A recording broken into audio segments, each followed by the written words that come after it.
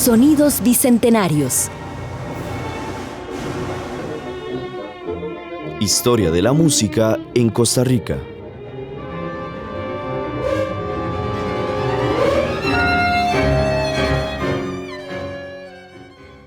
El programa de hoy se titula Familias de Músicos. Lo dedicamos a la familia Cabezas Cayano. Para ello consultaremos el libro Un caso único en la historia de la música en Costa Rica, escrito por Ana Isabel Cabezas, con quien conversaremos en el programa. Ana Isabel, la primera pregunta de rigor, ¿por qué el libro se llama Un caso único? Bueno, dentro de muchos títulos que yo programé, escogí junto con otras personas que me aconsejaron, incluso mi hermana Carmen, un caso único porque yo creo que es la única pareja de músicos en Costa Rica que constituyó un dúo tan permanente en Costa Rica y que hizo una labor tan encomiable en todo punto de vista. Usted dice un dúo permanente. Entonces aquí yo veo hay una permanencia en el tiempo. Sí, ¿Cuánto ellos se casaron en 1937. Última presentación de Zoraide en 1985. Sí, ese fue el último recital que di con ella en el Teatro Nacional. Te tocamos para el programa que existía que se llamaba Una Hora de Música. Y dimos un recital, esa fue la última. Y ella falleció al año siguiente. 86, ¿verdad?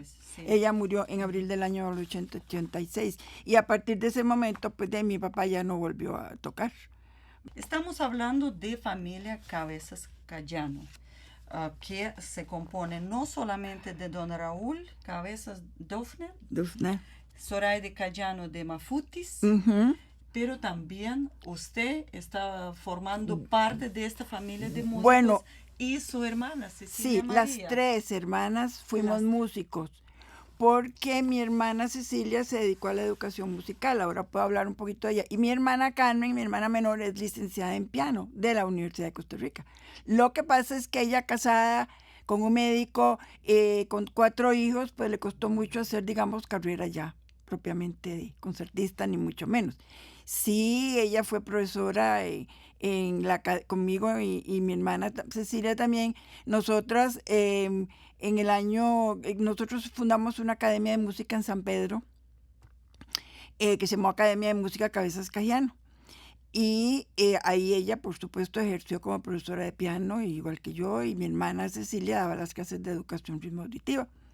Y también, si hablamos de Cabezas, familia Cabezas, también ya tiene el último, digamos, último músico de una talla ya internacional. Sí. ¿Quién será? Gabriel Cabezas Luetkemeyer. Él es hijo de mi primo segundo, Emanuel Cabezas, y su esposa. Él vivió y nació y se crió en la ciudad de Chicago, Estados Unidos. Bien, ahora, Ana Isabel, sí. ¿Usted podría contarnos precisamente acerca de sus padres, de su trayectoria artística? Sí, vea, yo considero que ellos vivieron en un momento trascendental y se convirtieron en un bastión para la creación y desarrollo de la música clásica como actividad importante y constante del quehacer de nuestra nación. Esto es parte de la introducción de un libro que yo escribí que se llama Un caso único en la historia de la música en Costa Rica, que fue un libro que nunca estuvo a la venta, que fue de distribución gratuita. Costa Rica era apenas una sociedad que apenas comenzaba a tener contacto con las artes y lucharon por erradicar la indiferencia del medio social y despertar el interés en la música clásica. Sembraron las semillas que germinaron en los años siguientes y dieron sus frutos hasta el presente, considero yo. Sí, sí, claro que sí. Ahora bien, estamos hablando de una familia de músicos. Su padre, su madre es músico, sí. Ustedes tres son 3 hermanas músicas. Pero ¿cómo fue el ambiente familiar? Bueno, le voy a explicar. La mamá de mi papá era francesa y ella se llamó María Luisa Dufner Claudel y ella era primer premio de piano del Conservatorio de la ciudad de Lyon. Se casó con mi abuelito, que era estudiando de medicina allá, se vinieron para Costa Rica en aquel entonces y ella, bueno, se dedicó a su a su misión de madre y esposa y madre hasta que murió muy joven. Y bueno, mi papá estudió violín con los profesores, ellos nacieron en Alajuela. Mi papá nació en la ciudad de Alajuela el 8 de mayo de 1909. Inició sus estudios de violín con los profesores Carlos Gutiérrez e Ismael Cardona y posteriormente se perfeccionó con el profesor Firmin Touche del Conservatorio de París, Francia. Su carrera como violinista concertista comenzó desde la adolescencia y a la edad de 17 años ya integraba la Orquesta Sinfónica de Costa Rica que dirigía el maestro Lotz. En 1937 contrajo matrimonio con mi mamá, la pianista Zoraide Cajano de Mafutis, y junto a ella desarrolló una amplia carrera concertista, importante labor de extensión cultural por medio de programas radiofónicos transmitidos en vivo por La Voz de la Víctor, Radio para Ti y Almatica. Eso sucedió entre 1936 y 1947. Y ellos había semanas en que eran programas diarios. Y los domingos inclusive. Y yo tengo en mi poder las libretas en donde mi papá escribía de su puño y letra, los programas de cada día, con la duración de las obras y todo. Es impresionante, sí. Sí, claro, y en aquel entonces la importancia, vea usted, la importancia que le daban las radioemisoras a la divulgación de la música clásica, en vivo. Sí, y durante muchos años ellos dieron todos los 14 de julio, que era el día de la Fiesta Nacional de Francia, recitales en vivo de música francesa por Canal 7, la televisora de Canal 7. Y yo me recuerdo que íbamos ahí por la estación del Pacífico, el tren, a los conciertos de ellos, todos los 14 de julio durante varios años. Pero bien, usted está hablando de la trayectoria artística. Pero ¿cómo fue el ambiente familiar? Pues el ambiente familiar le voy a decir. Mi papá era profesor de segunda enseñanza. Trabajó en diferentes colegios, en San Luis Gonzaga, de Cartago, Liceo de Costa Rica diurno y nocturno, en el Colegio Superior de Señoritas y terminó como socio fundador del Colegio Napoleón Quesada. Entonces él trabajaba todo el día. Y tanto él como mi mamá, desde que se crió el Conservatorio Nacional de Música en el año 42, trabajaban todas las tardes de 3:30 a 6:30. El conservatorio en ese momento se encontraba en el Colegio Superior de Señoritas, trabajaba en el Colegio Superior de Señoritas y ahí estuvieron hasta que se pasaron a la ciudad universitaria, Rodrigo Facio. Y entonces ellos ahí ejercieron su labor docente tan encomiable, considero yo, junto con un número muy numeroso de grandes profesores, hombres y mujeres, ¿verdad? Que merecerían un gran reconocimiento igual. Claro que en mi casa el ambiente era violín y piano todos los días, a todas horas, un piano por un lado, el violín por el otro, y mis papás siempre tuvieron, a pesar de sus escasos recursos como docentes, tenían que tener siempre una casa grande porque el violín por un lado y el piano por el otro para que no se molestaran. Y luego en las noches, violín y piano todas las noches, y debo reconocer que un reconocimiento a los vecinos cuando vivimos en el barrio La Soledad y aquí en San Pedro Montes de Oca, nunca una queja, nunca nada, porque tocaban hasta tarde en la noche. Increíble. Sí, una paciencia, una comprensión. Bien, las tres hermanas estudiaron piano, ¿cierto? Sí. ¿Por qué no violín? Bueno, mi papá se enojaría si yo diría que fue culpa de él. En realidad, no sé, eso yo no lo puedo descifrar. Yo sí sé que fui a la primera que el niño me trajo un violín, pero nunca hice mucho. La que sí estudió bastante violín fue mi hermana Carmen, pero ahí todas terminamos con el piano. ¿Por qué? No sé. Nos llamaba más la atención, no sé. Pero comenzamos con otros profesores, no con mi mamá, ¿verdad? Sí, pero tal vez el aura. El aura, sí. Pero bien, vemos que en su libro hay muchas citas de los periódicos de aquel tiempo. ¿Podría leer sobre sus padres? Sí, la importancia que la pieza escrita en aquel entonces le daba a las actividades culturales y sobre todo a las actividades era impresionante. Impresionante. No había concierto en donde no hicieran un reportaje antes y después. Y puedo leer aquí un extracto. El 15 de marzo de 1945, el Diario de Costa Rica publica: la tremenda ovación de que fue objeto Cabezas Dufner en México debe haberse escuchado en San José. Dice la prensa de México al elogiar al artista Cabezas Dufner con motivo del concierto que ofreció en Bellas Artes: tanto en Nicaragua como en Guatemala, este artista cumplió con brillante temporada. La prensa del resto de Centroamérica, de Nicaragua y Guatemala, y la de México han consignado justísimas apreciaciones con respecto a la gira artística que acaba de cumplir el violinista Raúl Cabezas Dufner. Nos satisface profundamente el buen éxito con que regresó al país, quien, como Cabezas Dufner, es un devoto de la música clásica. Nos alegra también decirlo al país, por lo que el estímulo tiene para el arte costarricense. Y, por ejemplo, sobre su madre. Sí, hay algunas páginas lindísimas. Sí, la Prensa Libre del 6 de julio dice: don Manuel Antonio Argüello escribió: hoy podemos decir que Zoraide Cajiano está llegando a la meta de sus estudios musicales, pues como digna alumna del virtuoso de piano Aguilar Machado, don Guillermo Aguilar Machado, fundador del Conservatorio Nacional de Música, Zoraide domina las obras más difíciles escritas para clásicos y modernos para ese difícil instrumento musical. Y si como solista se nos ha mostrado durante los últimos años como digna de mayores elogios, no menos podríamos decir de ella como acompañante, pues así se nos ha revelado en diversas oportunidades, una de ellas en el concierto de nuestro tenor nacional Melico Salazar, efectuado en la noche del último martes en el Teatro Raventós, hoy Teatro Melico Salazar.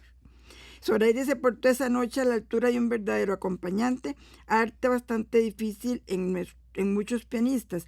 A pesar de ser magistrales solistas, no siempre pueden lograr. Sí, eso es muy importante, ¿verdad? Sí, ella acompañaba a todos los conciertos a don Melico.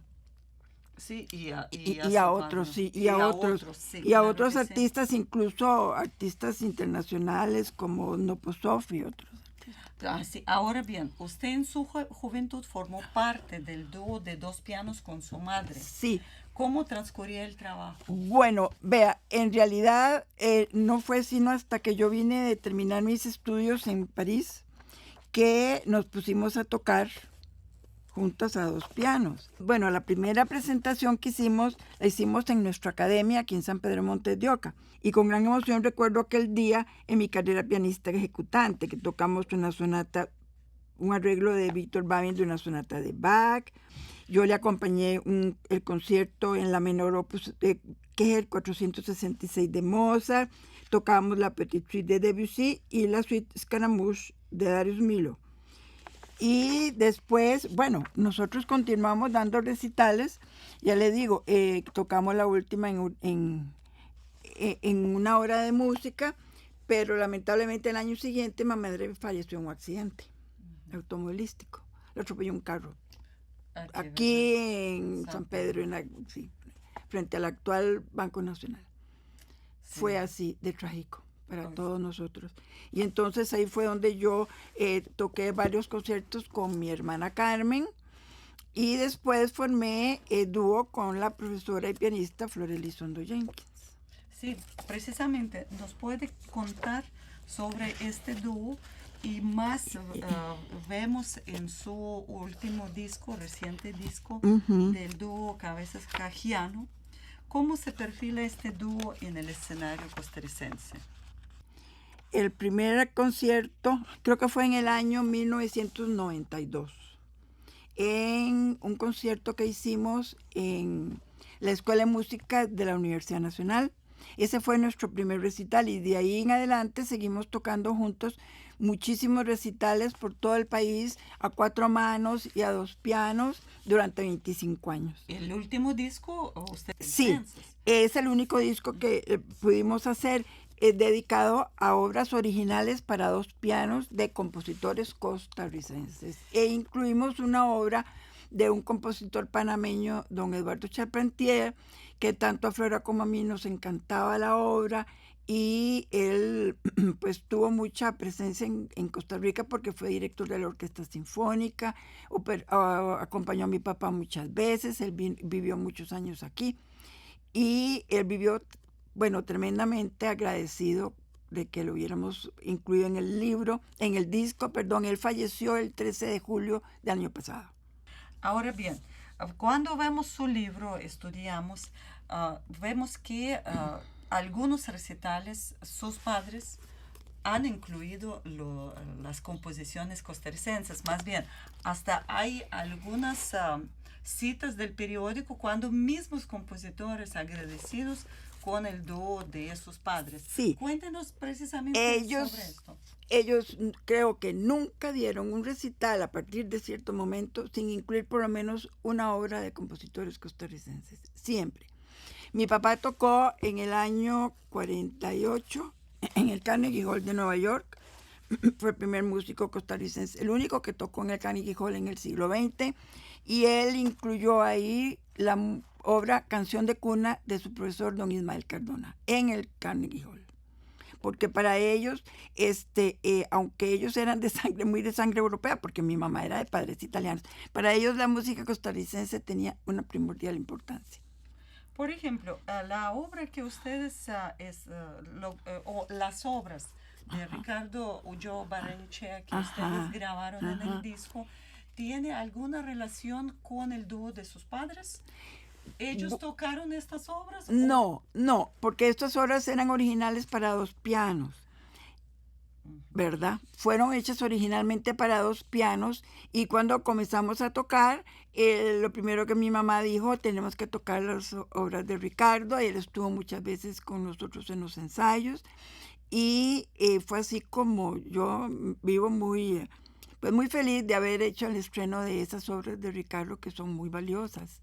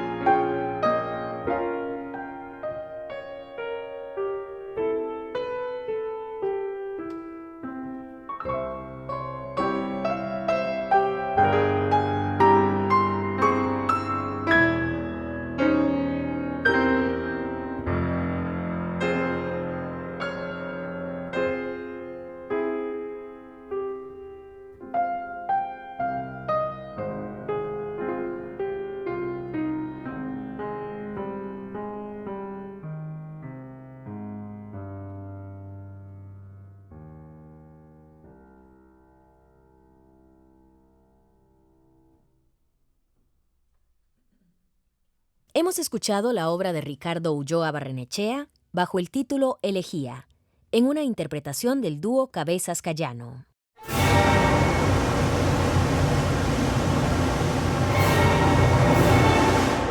Sonidos Bicentenarios. Historia de la música en Costa Rica.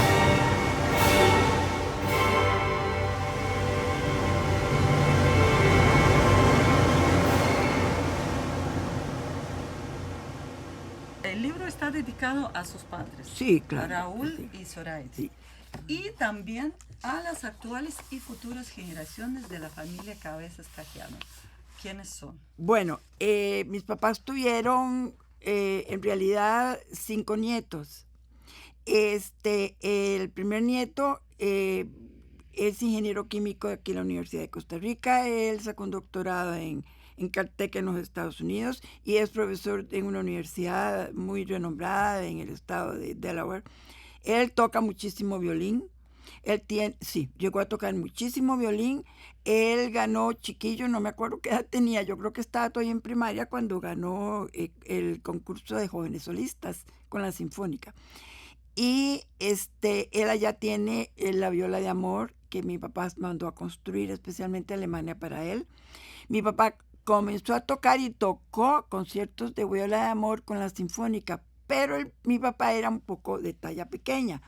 Y la viola de amor era un instrumento bastante grande y le comenzaron unos dolores en la espalda y tuvo que dejar de tocar la viola de amor. De ahí, bueno, de los nietos casi que es el único, todos aprendieron, por supuesto, pero es el único que llegó a tocar bastante. De los bisnietos nos ha costado un poquito. Hay una nieta de mi hermana Carmen que sí toca bastante piano, pero los demás han comenzado y ahí se paró la cosa. Sí, y como hemos hablado ahora, Gabriel Cabezas también Exactamente, es que bueno, nuestros está. nietos, mi nieta todavía está en el colegio, han escogido pues carreras universitarias muy complicadas y entonces ya las cosas se dificultan bastante. Y Gabriel, sí, para nosotras fue una emoción inmensa que me pidieran que querían que yo le acompañara su primer recital en Costa Rica, y así lo hice. Y sí, él tiene una facilidad increíble y ha desarrollado una gran carrera como intérprete allá en los Estados Unidos. Como violonchelista. Sí, como chelista. Vino varias veces a tocar con la Sinfónica también. Y bueno, él está dedicado totalmente a tocar. Terminó sus estudios en el Instituto Curtis de Filadelfia y ya de ahí pues él decidió que quería seguir tocando.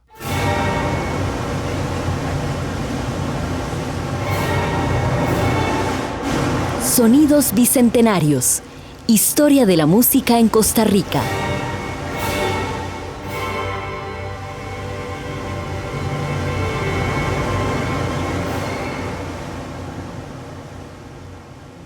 Claro, según documentos que yo me encontré en una conferencia que dio mi papá sobre una de las sinfonías de Beethoven, él sugirió que Costa Rica necesitaba la creación de un Conservatorio Nacional de Música. Y así fue como en el año 41, tengo entendido, se comenzaron a hacer las diligencias, se firmaron todos los documentos y el conservatorio comenzó a formar en el año 42. Y yo entiendo que para las nuevas generaciones sea difícil entender la importancia y el impacto que tuvo la creación de esta institución, porque desde que había cerrado la escuela Santa Cecilia, pues no había habido nada más que las escuelas de las bandas que en aquel entonces eran militares en Costa Rica, ¿verdad? Dichosamente dejaron de ser militares. Y el impacto y la importancia que tuvo para la formación, sobre todo, de docentes en educación musical, ¿verdad?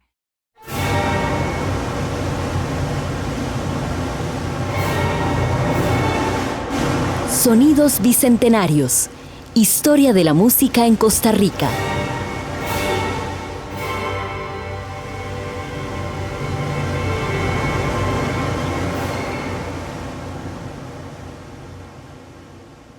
En el programa de hoy, Familias de Músicos, lo hemos dedicado a la familia Cabezas Cayano.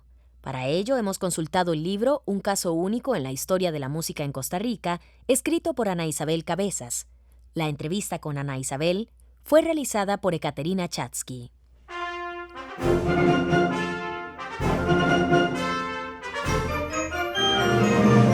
La Vicerrectoría de Acción Social, el Instituto de Investigaciones en Arte y las radioemisoras de la Universidad de Costa Rica han presentado el proyecto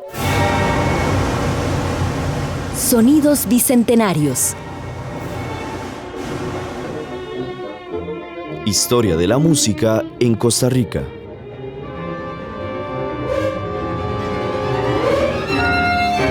Los programas fueron realizados por Ekaterina Chatsky con el apoyo de Isabel Aguilar en la producción y Fabiola Cordero González en la locución.